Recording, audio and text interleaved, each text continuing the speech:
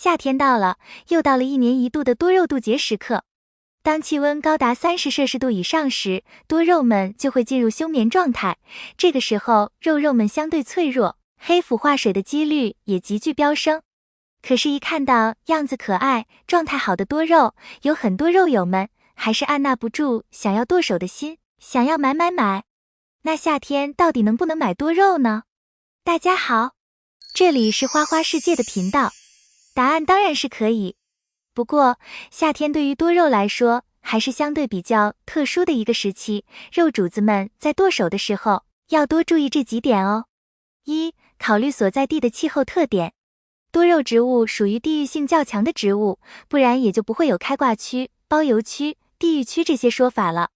因此，夏季还能不能入手多肉植物，大家可参考自己所在区域夏季的气候条件。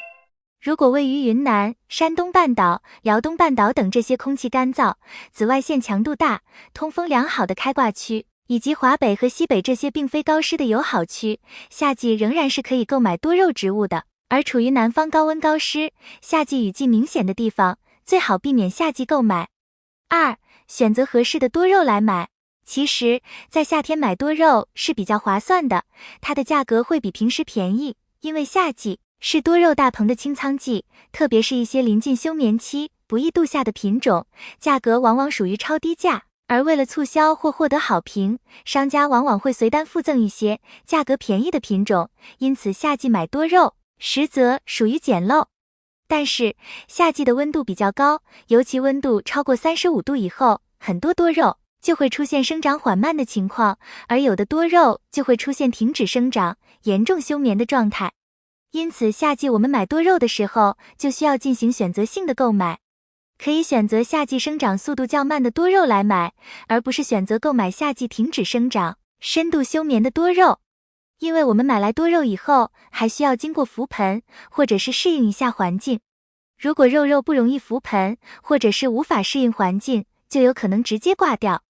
因此，夏季买多肉的时候，可以买东云系列的多肉，或者是东美人、紫玄月、基隆月等多肉。还有我们在买多肉的时候，需要跟商家进行沟通，买的多肉最好是带根，更好的就是带着盆土的多肉。因为多肉在夏季的时候不容易生根，如果买来不带根的枝条，它就不容易生根，从而非常容易挂掉。此外，还应该尽量选择买老桩。老桩的多肉都是经历过夏天的老前辈了，渡起下来也会相对更轻松，而且嫩桩子的枝干都没有木质化，很容易出现干子黑腐的情况，导致渡夏失败。3. 买回来后的养护。我们买多肉的时候，如果是买的带根的多肉，就需要在收到多肉以后，给多肉进行上盆。如果买的肉是带盆的多肉，就不要急于换盆，可以等到秋季的时候，再给肉换盆也不迟，防止多肉出现不容易浮盆的情况。那我们如何来上盆呢？我们可以根据多肉的大小，选择合适的花盆，不要选择太大的花盆，因为花盆太大，土壤太多，容易出现浇水太多的情况。而且，花盆最好是透水性好的花盆，防止出现积水烂根的情况。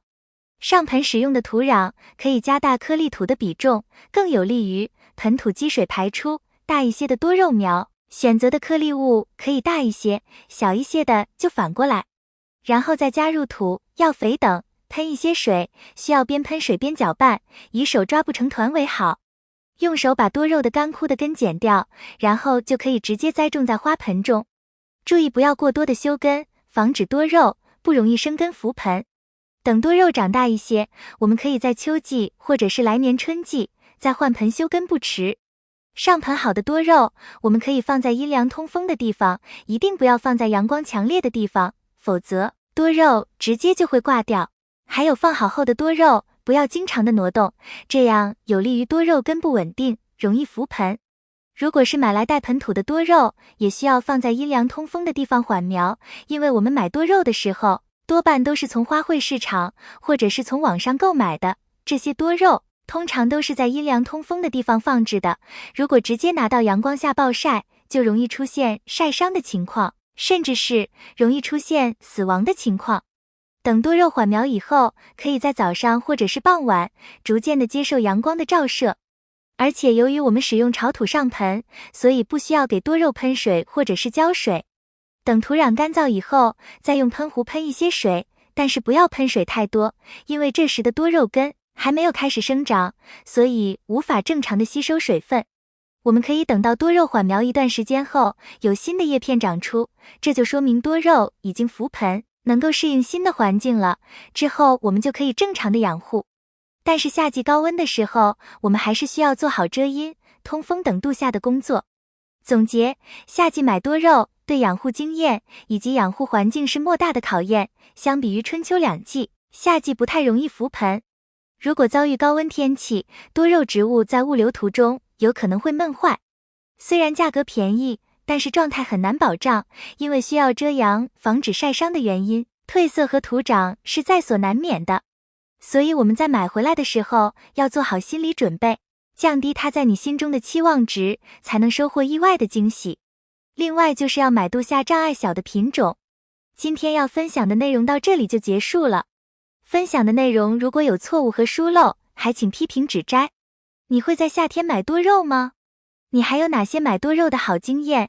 欢迎在评论区留言。如果你喜欢花花的内容，请点赞、关注、转发给更多人看到。感谢你的观看，感谢粉丝一直以来的喜欢和支持。我们下期见。